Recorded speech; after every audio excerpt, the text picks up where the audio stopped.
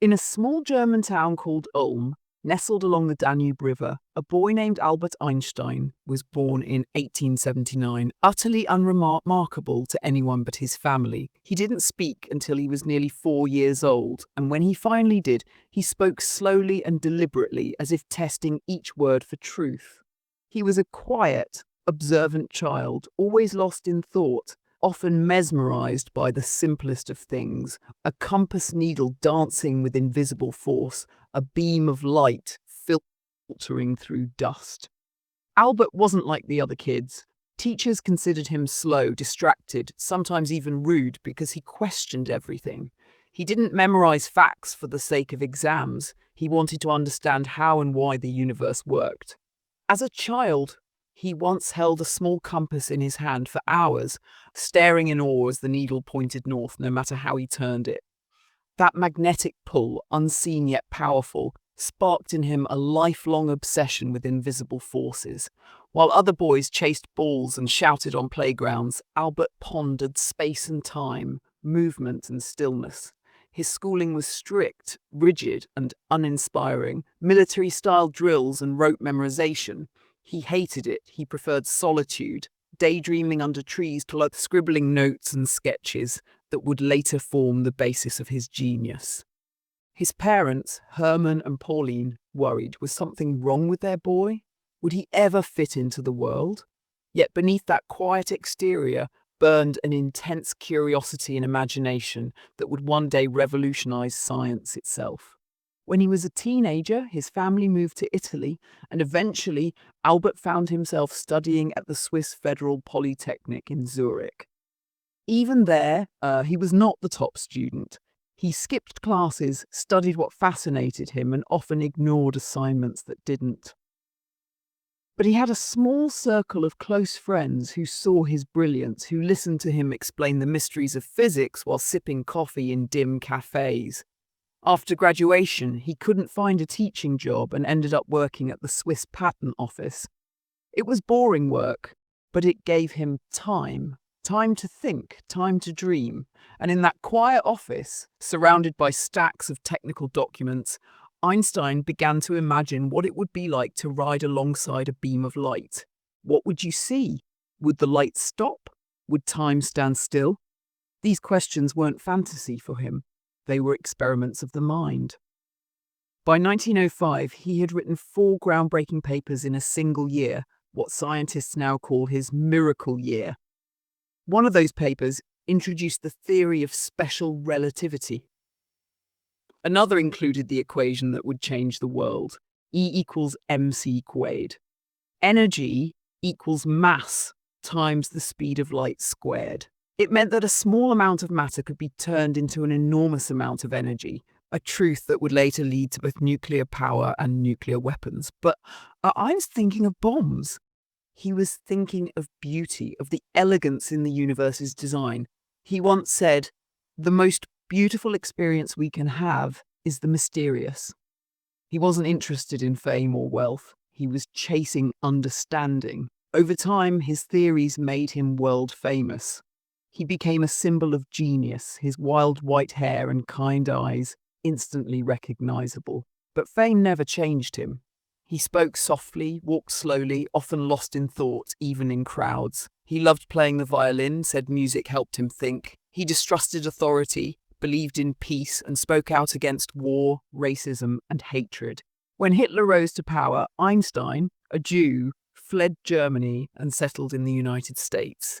He would later warn President Roosevelt about the possibility of Nazi Germany developing an atomic bomb, a warning that helped start the Manhattan Project. Yet he regretted it. He feared what humanity might do with such power.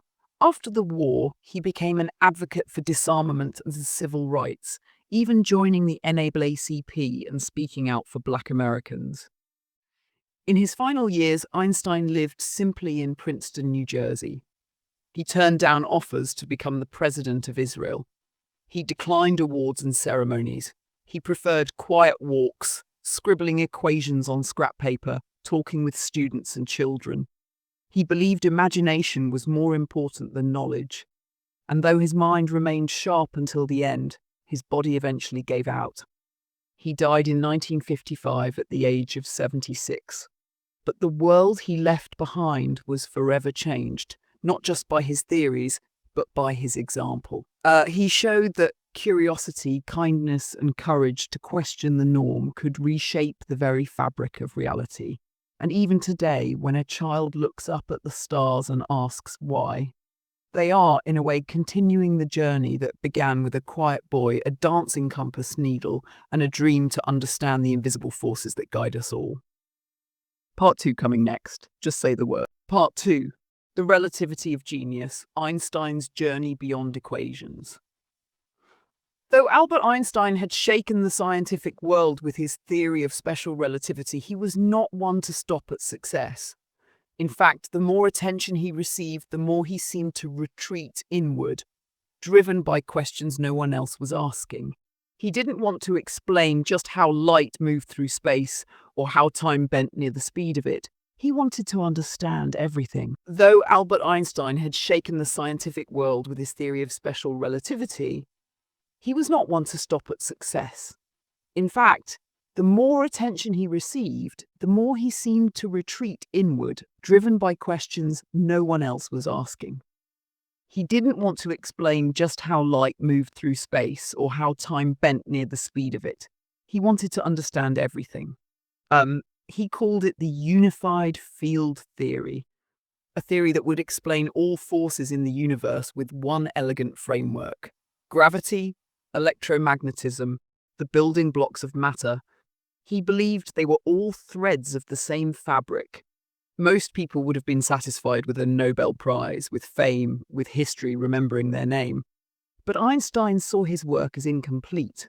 He was humble about it too. He often joked that he had no special talent, just a passionate curiosity. And that curiosity kept him up at night. Every morning, Einstein would rise early, sometimes before the sun. He'd walk in silence, his thoughts racing. Neighbours in Princeton would see him in his worn sweater, hands clasped behind his back, lips murmuring as he solved problems in his head. He wrote furiously, crossing out equations and starting again. Sometimes he'd forget to eat. Once he was found absent-mindedly pouring coffee into his soup. But he wasn't careless. He was absorbed, lost in the language of the universe. His mind worked like a telescope pointed at truth, far beyond what most could see. And yet, despite the magnitude of his thinking, Einstein stayed grounded. He answered letters from children around the world. He welcomed them. "Dear Professor," one little girl wrote, "I heard you were very smart. Are there really aliens?" Einstein replied kindly, "They may exist, but we do not yet know. Keep asking questions." He encouraged wonder. And unlike many intellectuals, he didn't look down on people for not understanding him. "If you can't explain it simply," he once said, "you don't understand it well enough." At Princeton, he was more than a physicist. He became a mentor, a philosopher, even a moral compass. He spoke out against segregation in America, calling racism a disease of white people. When black scholars weren't allowed to teach, Einstein invited them into his home. When war threatened the world again, Einstein did what few would have dared. He wrote directly to the president. His letter to Franklin D. Roosevelt about the dangers of Nazi science changed the course of history. It led to the Manhattan Project, the development of the atomic bomb, but it haunted him. He later called it his one great mistake. Einstein had opened the door to a power he wished humanity never needed. He would spend the rest of his life urging nations to disarm, to choose peace over power. Despite everything, Einstein remained deeply human. He made jokes, he forgot his socks, he played violin with passion, but said he was never very good. He was stubborn, he hated haircuts, he loved sailing but never learned to swim. He believed in God, not a man in the sky, but in the harmony of nature, the laws that ruled the stars and atoms alike. "God does not play dice with the universe," he famously said, pushing back against the randomness in quantum theory. He believed everything had order, reason, structure, even if humans hadn't found it yet. And through it all, he held on to the simplest joys. A warm walk, a quiet tune, a curious question.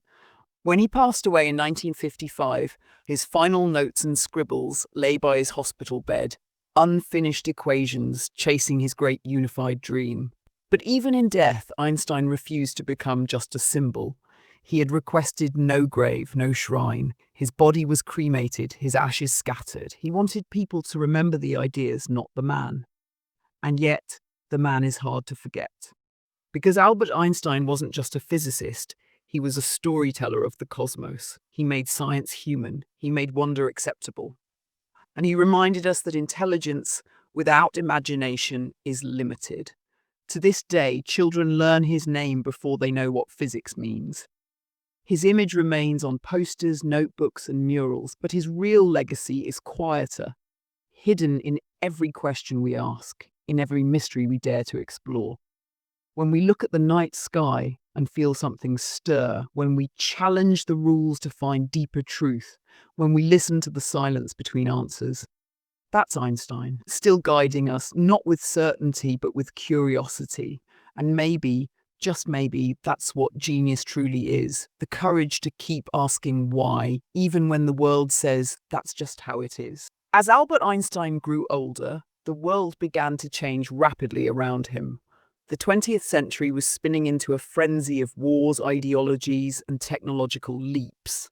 Einstein, once the young rebel scientist who had rewritten physics, was now the face of intellect itself.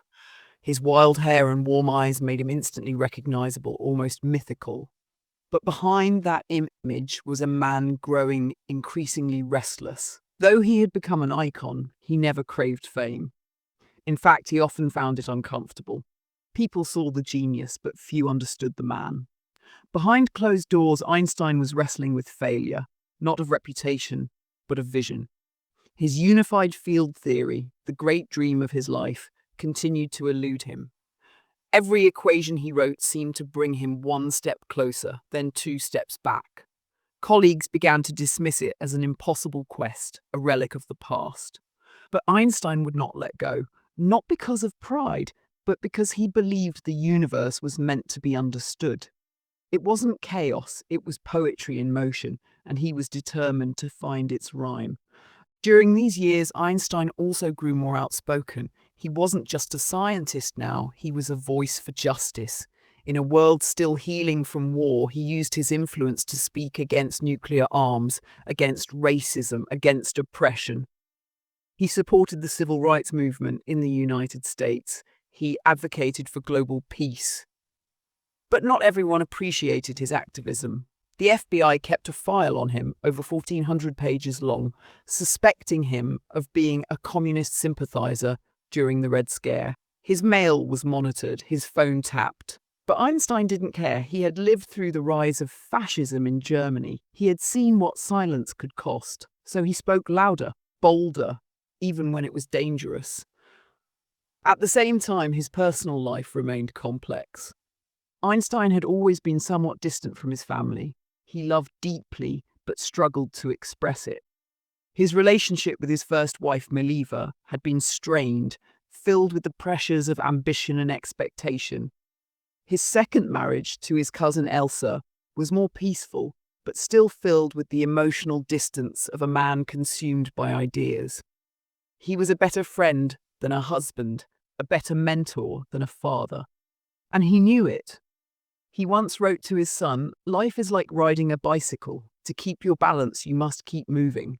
It was advice, but also confession. Einstein never stopped moving. Not emotionally, not intellectually. He kept riding, even when it hurt. By the 1950s, Einstein's health began to decline. He had abdominal pain, fatigue, and doctors warned him that surgery might be necessary. But Einstein refused. "I want to go when I want," he said. It is tasteless to prolong life artificially. He accepted death with the same calm curiosity he had approached the cosmos. On April 18th, 1955, Albert Einstein died in Princeton Hospital.